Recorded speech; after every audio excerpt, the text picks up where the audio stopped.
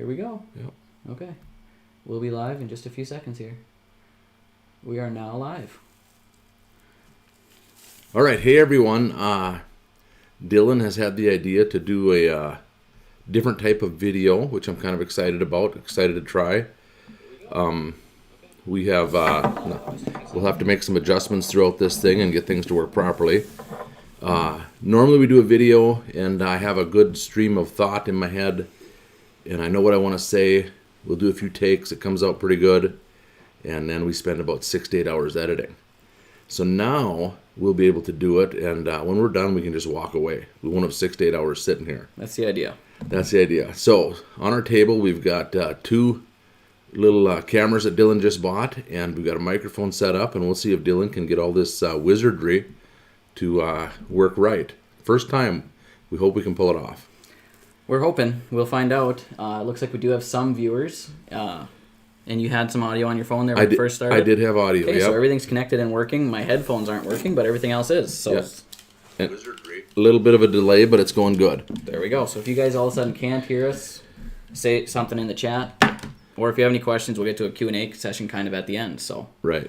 So what we want to do today is I've done seminar speaking, all over the country. I've got thousands of hours of talking to crowds in front of our live deer display. But with deer hunting season right around the corner, we want to talk about aggressive whitetails, rutting whitetails with an attitude.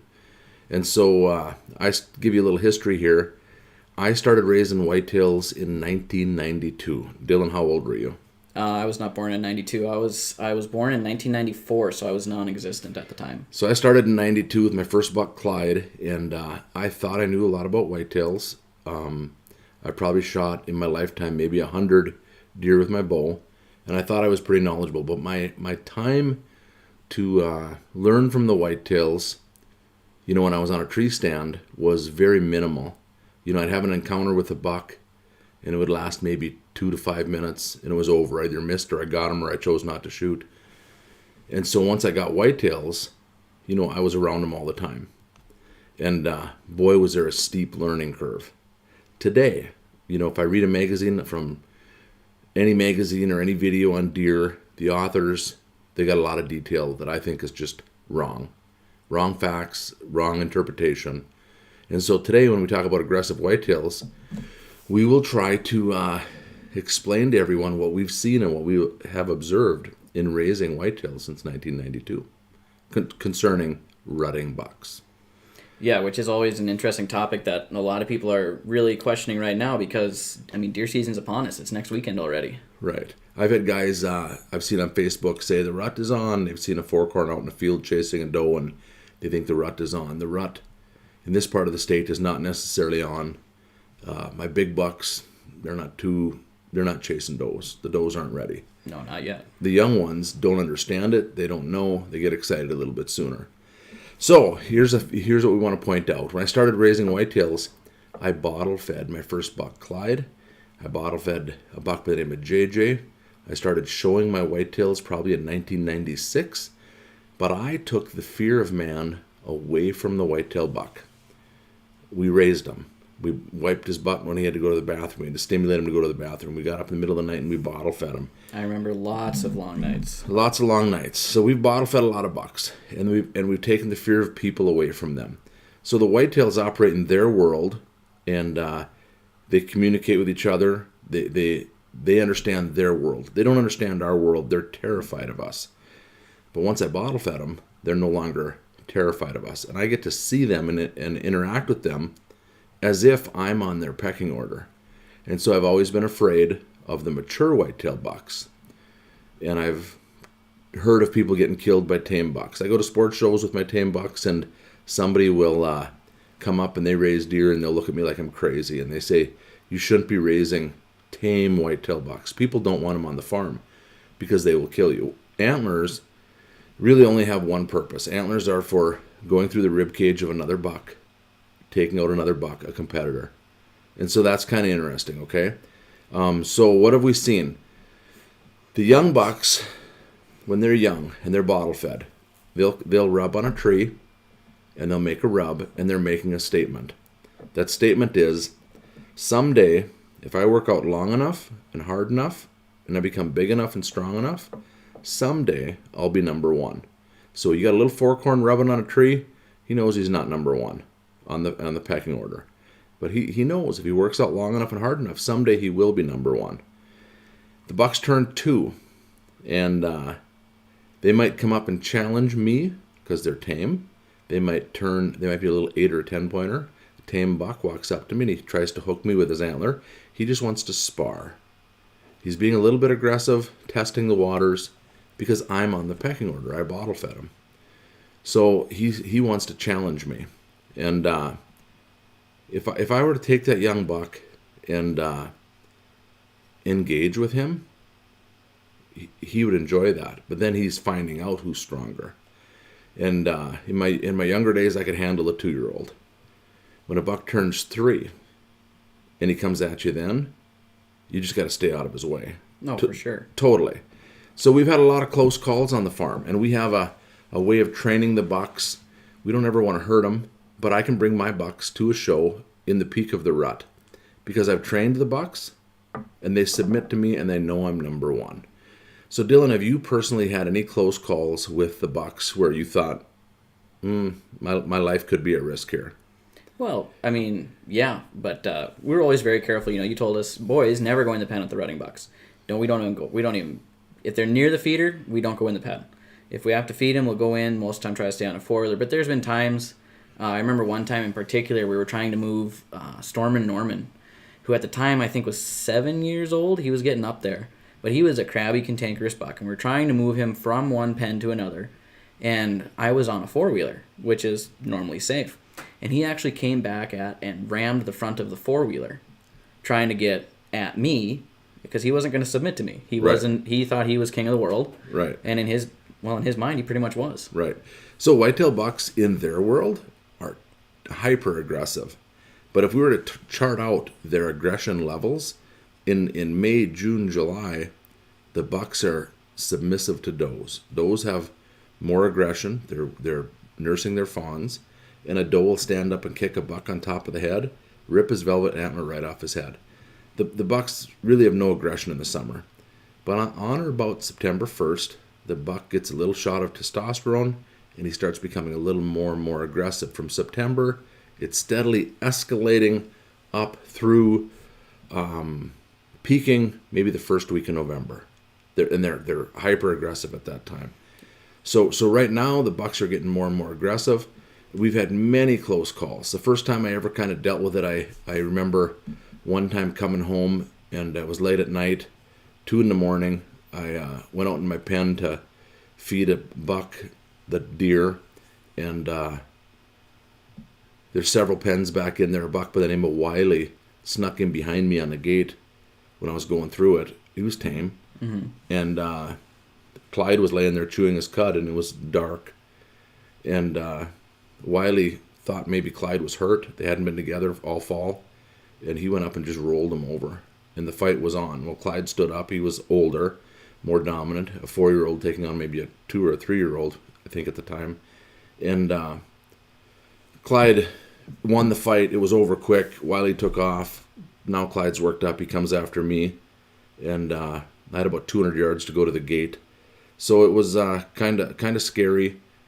I had a pistol on me. I aimed at the bucks right above his head. And I fired off about 5-6 rounds at about 6 feet just to scare him. And it didn't do anything. I ducked into a building. And Clyde came up to the glass window on the building, the door, and shattered it. And started jumping through, coming after me. So I hid in there for quite a while. He paced back and forth, mad. Finally, he wandered away. But there have been many, many occasions where bucks have come at me. And I really didn't know how to train them at that point. So, all the stuff I'm telling the hunters out there, I want them to understand this fall, when they go hunting, bucks in their world, when bucks are in their world, they're aggressive. Just the other day, I came home and we unloaded the new show buck by the name of Ledger, and we unloaded Waldo. Ledger gets off the trailer, and a lesser buck comes up to him that hasn't seen him for like a few days and wants to fight with him. Ledger rolled him up in a ball. I mean, he just pushed him back, rolled him over, and I thought somebody's going to get hurt. Oh, they'll separate. They weren't separating. I took off running and yelling, and I don't want that other buck to get hurt. He was another younger, tame show buck, potentially. And Ledger kind of created a commotion out there, and he got off of that buck when I came running and yelling, and this was just last week. And Ledger had his hair standing up. He's a big 2-year-old, about 210, 20 inches maybe, and wide buck that we had in Spicer. And he's walking around with his hair standing up like he's king of the world. And Waldo's kind of just standing back watching this. He's 5 years old, outweighs him by probably 75 pounds. And all of a sudden, Waldo gets worked up. And he walks over towards him and puts his ear back. And it's go time. And Ledger knew, don't mess with him. Yeah, but Waldo's not a small boy. No, and if they were to fight, Ledger would get killed. Yeah. Usually it's safe for me to put a 2-year-old buck in with a 5-year-old. The 2-year-old won't challenge a 5-year-old. So anyway, what I wanted to point out in this story was Waldo then went over to some low-hanging oak branches, and I think you got a video clip of Bonehead shedding his velvet, doing the same type of behavior. I do. I'll see if I can pull that up while you're talking here. So Waldo walks over to some low-hanging oak branches, and he starts raking them, and I couldn't believe the sound. It was a loud clink, clank, clink, clank on these antlers, and it was pretty impressive. But the thing that I realized and that I know is when the bucks are making that sound on my farm, they're doing it in the woods, and every buck in the woods can hear the commotion taking place. I bet that sound in the still of the night probably travels half mile, 3/4 of a mile. A deer can hear the clinking and clanking. And so when that's taking place, it's reaffirming their dominance. Really reaffirming it. And so, when you consider rattling, I've rattled bucks several times. I've had good luck with it, and but you got to use the right rhythm and right tempo of rattling for the right time of year. So Dillan's just about got this pulled up here. This is a buck by the name of Bonehead, the dad to Waldo. This is a video called Bonehead Shedding His Velvet at 4 years old on YouTube. And it is on YouTube, and actually right now we are pushing over 4.5 million views on this little video right now, and I'll have it here in just a second. Will we have enough signal to live stream and do this? Yep. Okay, I'm good. gonna hit full screen on this. So are they seeing everything I'm seeing now? They will right now when I hit play. So you guys can see this video coming up here. And so this is Bonehead, like Des said, shedding his velvet. And you should hopefully have some audio, even though it wasn't that great. And this video was filmed a long time ago with a not so great camera. But just look at the strength and aggression, even in what time of year? Oh, early September. The strength and power that Bonehead has while shedding his velvet. Right. So there he is, just taking the velvet off. Everything's dead. He feels good, and he's got low testosterone right now. So he's just working on getting it off. He's not aggressive at another buck. He's not aggressive, at me. He's just wanting to get that bloody velvet off of there. But his son the other day, at this time of year, did the same behavior. He took his dry, hard antlers and started ramming him into the trees above him, the oak trees back in there. And it was so audible. I mean, I could hear it, and I knew for a fact it was a mature buck. So I'm telling all these stories because I want the hunters that are listening to be able to understand that if you're going to rattle, and you're going to rattle a buck opening day of bow season, you would rattle slow with a smaller set because they're not very aggressive. If you were rattling later in the year, let's say first week of October, you'd maybe have a little faster pace, click-clack, casual sparring, it's heating up a little bit. If you're rattling during the rut, it's going to be all-out aggression. But if you don't have a monster heavy-boned buck in your area, then don't use those type of antlers. If you have a couple 130-inch bucks running around and you think they might be rattling, that might be the size you want to use. You don't want to use something that they're not used to hearing in the middle of the night. Does that make sense? Yeah, you don't really want to overpower them. If you don't have 240-inch bucks in your neighborhood, don't be using 240 instead of antlers. Right. Use something more realistic. So I saw a video the other day that was sent to me that was kind of it was kind of a joke video, but it was of a guy walking around, and he was rattling with a set of antlers, maybe a 140 class set, but he was walking around stomping on the ground, and then he'd throw the antlers down, he'd roll around in the leaves and the grass, and then he'd get up and he'd breathe really heavy, and he'd smash the antlers together again. And it was kind of done as a joke, but that's actually closer to how you should be rattling, right? Right. When I've had success rattling, I've laid back in the swamp. I'll lay down amongst the diamond willows. I'll have a shooter and a tree stand off to the side. I lay on my back. I'm as scent free as I can possibly be with all my clothing and everything. And I've taken my muck boots or whatever I had at the time, and I'd kind of stomp them on the ground as if deer are trying to get traction. And I'm rattling hard. I'm breathing heavy through my mouth, making heavy breathing sounds, because I've seen bucks do this. And so you have some footage of Magnitude and Heart Attack. You can search for that while I'm talking, of them fighting. So it's a faster rhythm. And the one time I had Peggy up in a tree stand, and a buck came in, and I looked up above me, and I could see an eye looking down on me. And I was rattling hard and spraying urine all over. And she saw the buck, but she too much brush, and she couldn't get a shot off, and the buck took off. My point is, rattling aggressive with that buck did work, and that buck, is probably a 140-inch buck, and I never did get it, but rattling does work if you use the right tempo and the right rhythm and the right size antlers at the right time of year. Remembering that bucks have no aggression about September 1st, and then the aggression steadily climbs upward, peaking about the 1st of November, maybe November 8th, right in there, 10th, 12th. So use the right size antlers at the right time of year. So here comes the footage now. He's got it loading. Just a second here. We're still struggling. We're using the internet a lot tonight, more than we typically do. So we're just about there. So this is Magnitude, and he was probably 5 years old. He would have been 5 years old in this video, and Heart Attack would have been 4, I think, which isn't a huge age difference. But these two bucks, weight wise, Magnitude on the left there, he's pushing 350 pounds. Right. Or a bit more. He's a monster bodied deer, where Heart Attack is not near as big a bodied. But and this is later in the year, right? This was post rut, closer to December. Yeah, but here we're trying to separate them, and we can't. There's nothing we can do. These are both tame show bucks. Who can walk up on bucks like this fighting, right? And, pretty much nobody. Yeah. So, anyway, the rhythm, the tempo, the clicking and the clacking. Every buck on the farm knows that's a serious fight, and every buck probably within a half mile or 3/4 of a mile know it's a serious fight. Yeah, and again, if you want to watch this whole video, this is on our YouTube page, or channel. This is where I'm pulling it in from. It's just the quickest way to do it.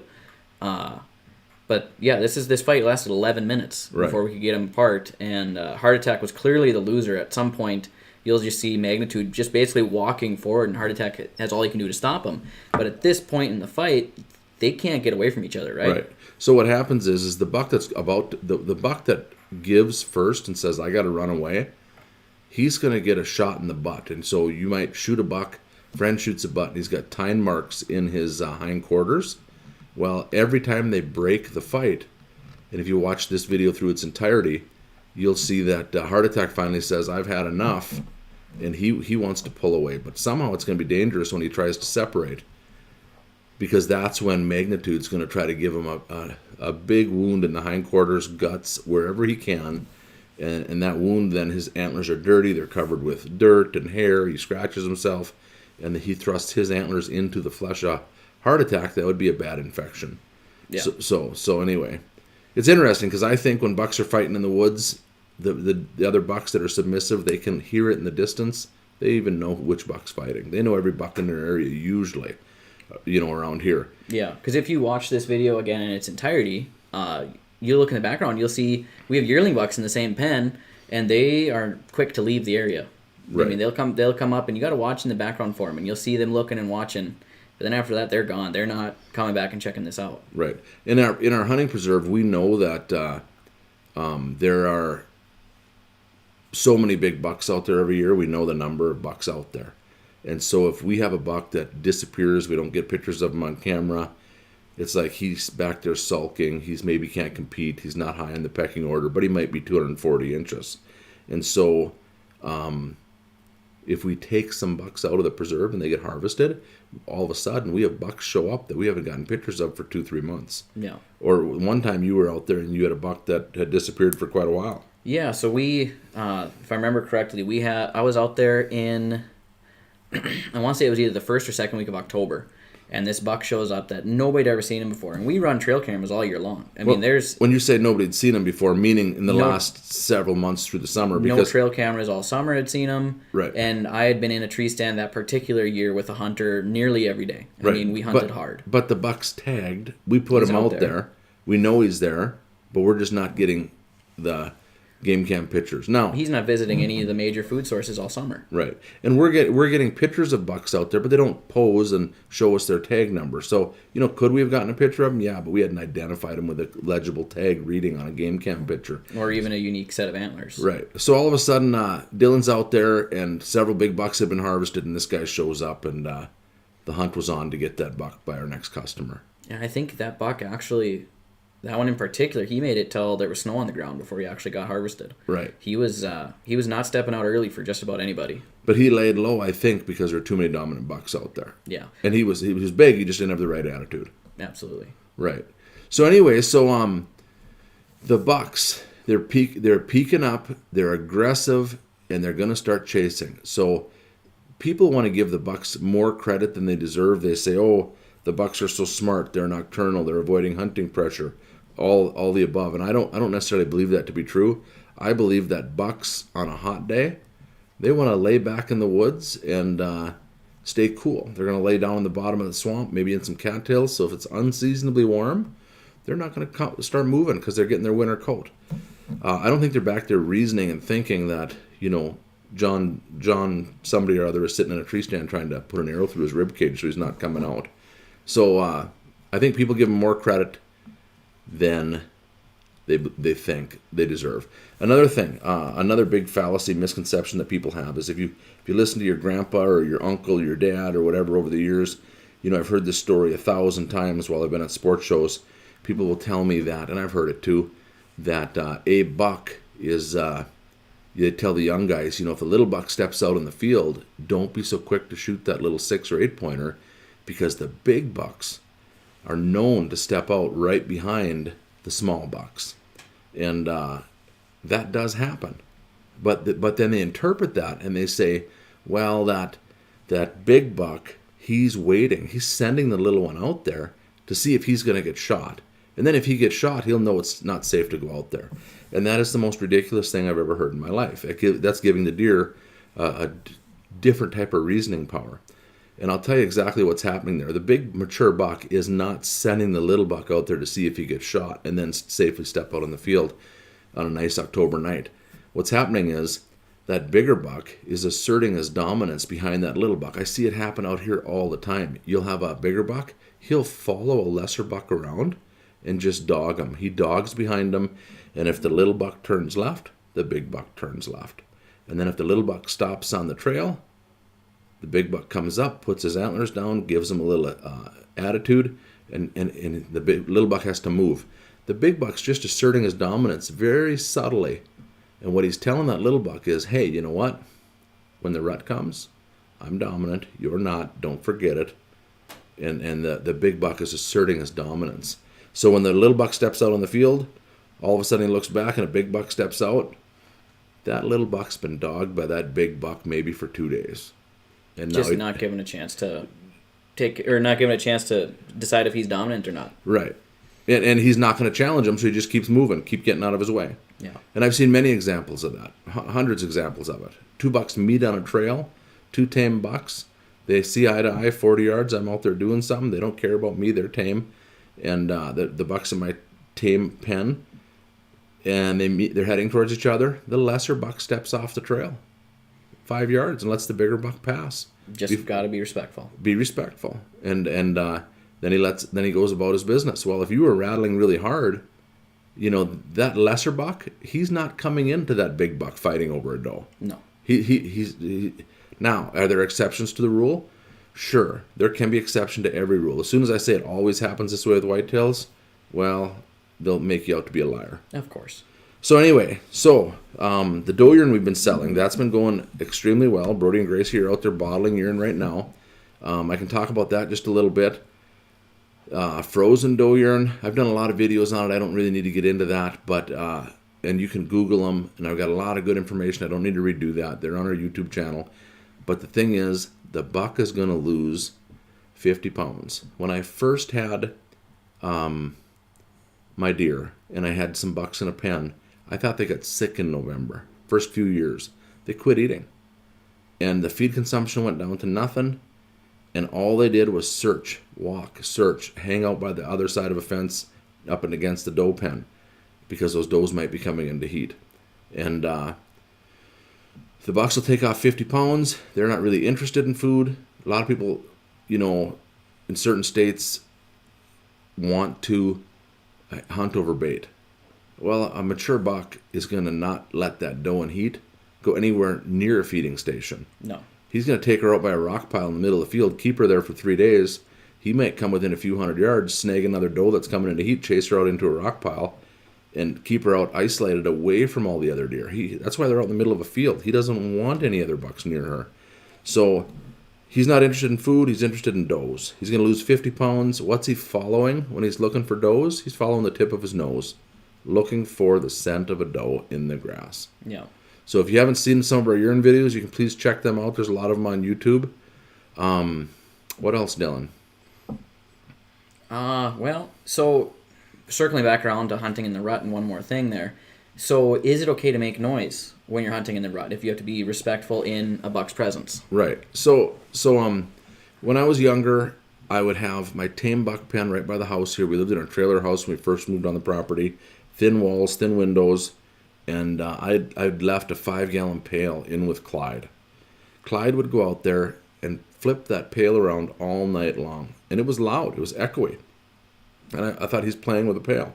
I didn't really know what was happening. Clyde was being loud and boisterous, letting every other deer within hearing distance know that he was it. He's loud and aggressive, and it's a challenge to other bucks in the area. So him being tame, he wanted to make noise to assert his authority as his testosterone levels rose. On one occasion, I was out there. Again, he's tame. I'm trying to start a chainsaw. I'm making noise. It won't start. And all of a sudden, I look at Clyde. He'd been laying down, and he stands up, stretches, and he comes at me, and he wanted to kill me because I was being noisy in his area. So our two worlds, the worlds of me and the world of Whitetail, they were together. But if he wasn't bottle fed, his world here and my world, I try to start a chainsaw, that's foreign to him, he runs away. But because I bottle fed him, he thinks I'm on the pecking order, and now I'm being boisterous. That's a challenge to his authority. He doesn't understand that I'm a person, so he wants to try to kill me for being aggressive in his area. Does that make sense? That makes sense. So how would you apply that in a wild scenario? I think I remember a story you told one time where you were setting up a bow stand and broke some branches. Yeah, so I went out and I set up a bow stand, and I had a branch right in my way. It was pretty windy early in the day. I was there a couple hours earlier than I needed to be, and I didn't have a saw or a knife, and I had to break a couple of dry branches. So I crack, bang, finally broke it, and I looked off across the swamp a couple minutes later, and I saw the top of a popple tree just starting to shake. And I thought, what are the odds, 3-4 hours before dark, that off in those diamond willows with a few popple trees on the edge of a swamp, that a buck's going to make a rub within about 50 to 75 yards from where I just put up a tree stand. And he's doing it right after I made some noise. Well, I didn't know any better, but then about 20 minutes later, he'd made a rub, but he was answering my noise. My stick breaking, he answered it and said, not here, I live here. I didn't know that at the time. And so then he came out of the woods, and I got off a shot, and it was a poor shot, and he was going to turn. He got to the edge of the woods, and if I would have made more noise, he would have kept coming. But I sat there quietly because that's what I'm trained to do. And all of a sudden, no more noise. He doesn't know where I was. He thought I was a buck making noise, thrashing some sticks, and he turned off across the swamp, and I made a chancy shot on about a 130-inch buck. Young and dumb and didn't know any better. But today, if that same scenario presented itself, and he looked away, I would do some stick breaking and try to get that buck to come over there because I want to get him within bow range. Now, that sounds so unorthodox, but I've seen aggressive bucks, and they see red. And if they think it's another deer, and you got the rhythm right, you got the tempo right, you got the sound right, and they think it's a buck. On another occasion, a guy came over to my house, and he wanted to see Clyde in deer season. It was like November 12th, 15th, right in the peak of the rut up here. And it's dark, and he wants to go out into our pen, and I got him in about an 8-acre pen. I don't dare go in there with the guy because Clyde's psychotic. And I didn't know how to train him back then. Mm-hmm. So I said, let's go out there and look. And I grabbed a piece of PVC pipe, and I drug it down the side of the fence. Click, clack, click, clack, click, clack. It doesn't sound anything like antlers on brush. But again, the world of the whitetail and my world, I bottle fed them. They're overlapping. Clyde doesn't like me being aggressive in his area because he thinks he's number one. So he hears me making noise. That was a challenge to his authority, and Clyde comes up there and just about takes the gate off the hinges. I mean, he was there in just a few minutes, and the guy's like, what is going on? Well, I understood Clyde, but I didn't know how to fix it. And it took me a few years to figure out how to train them and to fix it without hurting them. You know what I mean? I don't ever want to hurt a deer. You can't discipline a deer. You can't bruise them or hit them or anything like that. But there are ways to make them realize that you're boss. Yeah, because I know you've said before you can't go, if you were to go out into the pen or up to any of our tame bucks and say they come at you and you take a baseball bat, and we would never do this, of course, but you take a baseball bat and you swing it and you break the buck's leg. Right. But then you leave the pen. Right.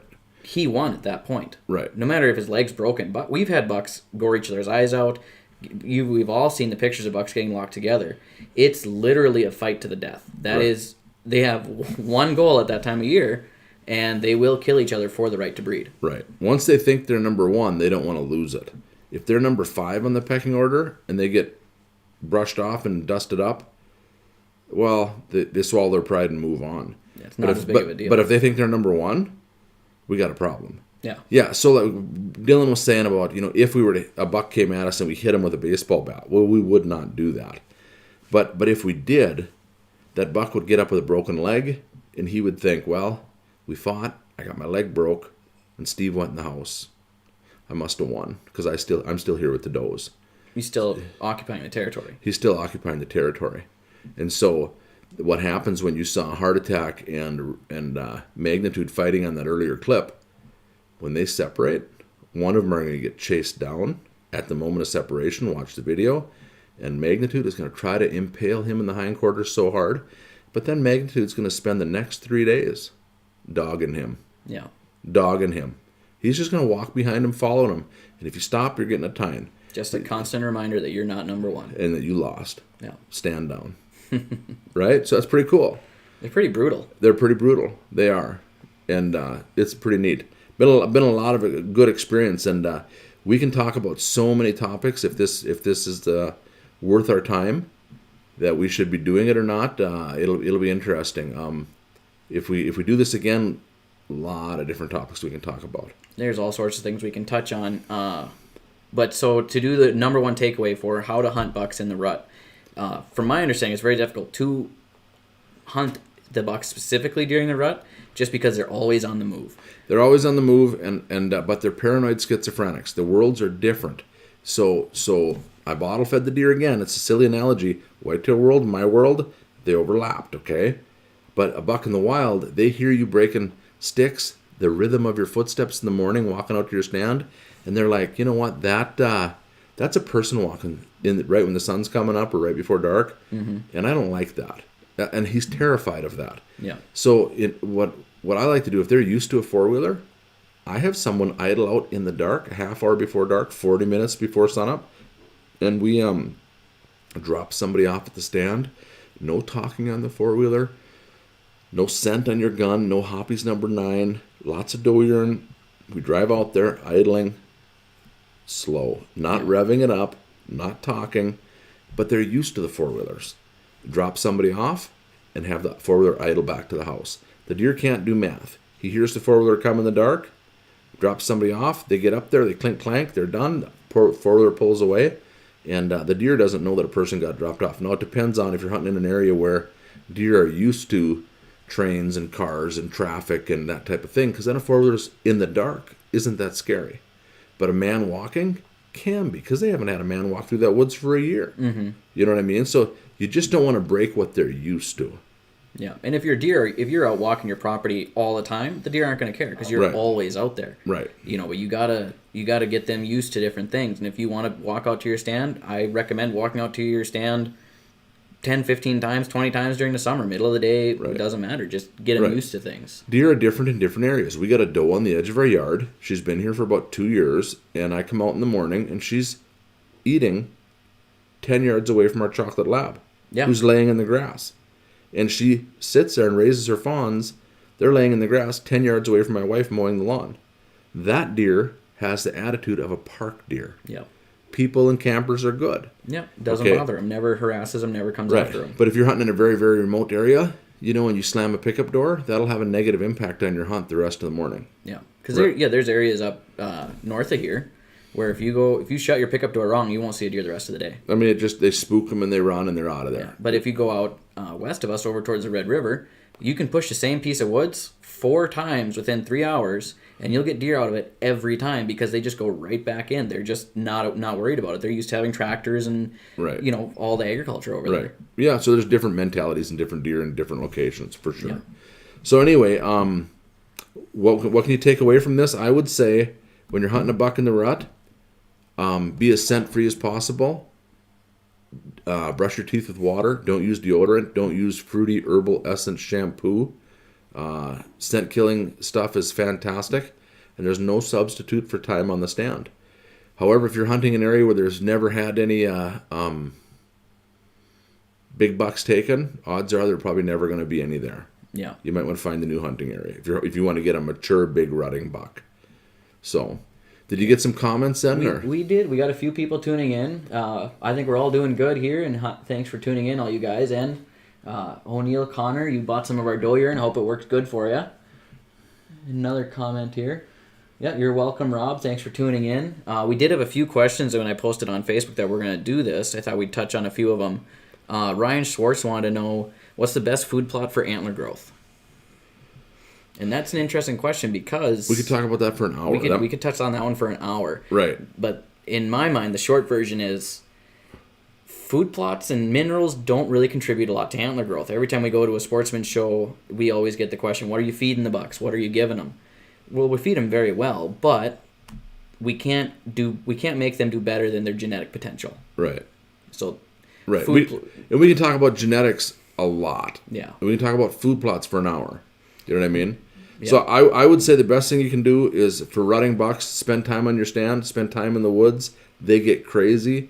They got a doe. They don't want to leave that doe. Yeah. And if you want to try some grunting and rattling, bucks become psychotically aggressive, and don't be afraid to make a little noise.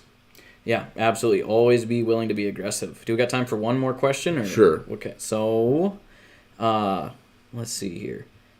So how about late season food plots? We'll touch on that one real quick. What are the best food plots to get in to have late after rifle season? Are any food plots still effective? Yeah, I think they are. It depends on what part of the country you're in and what your neighbors all have for plots, you know, and how close and what you're competing with. I like a good variety. I like standing soybeans are fantastic. A standing corn plot would be good. I like dwarf Essex rape if you can grow it right and plant it late, and it's about a little over knee high. Phenomenal. You know, you have 3 different things like that, maybe a couple acres apiece. Yeah. You know, you'll hold deer there most of the winter until it's all gone.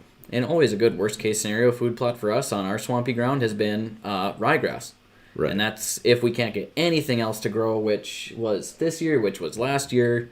I think 2 years ago we had nice food plots. Right. But this year we were flooded out, but ryegrass will grow just about anywhere. Ryegrass grows really good. The only thing is, once you get 6 inches of snow, you're done with it. Yeah. You know what I mean? So that's why I listed the other 3. Yeah. So because we've done well with the dwarf Essex rape. If you can time it out right, it'll be 1.5 feet tall right when it freezes. Yeah. And it'll be big leafy plants, bushy everywhere, just big leaves. And we've had them go through that all winter. They don't leave it. Yeah. Right. So anyway, you guys, if you want us to try to do this again on different topics, let us know. Yeah. Our little studio here looks kind of cheesy. We've got 2 cameras set up on a couple cardboard boxes with a microphone between us. Dylan's got his laptop. But we've got so many topics we could talk about. If you enjoy it, let us know, and we'll maybe do some more. Yeah, I think this could be something we keep doing as long as people want to keep watching. So. All right, and if you're interested in the frozen doe urine, Brody and Gracie are out in the barn right now bottling more. They were down to 16 bottles. They got 200 going out tomorrow morning, and Hopefully. they said they think they're going to hit 200. And I think that's just shy of what we need. So. Right.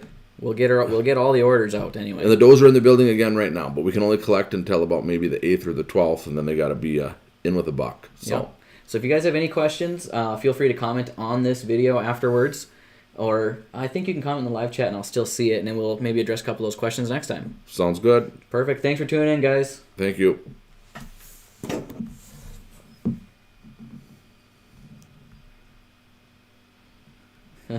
He said looking forward.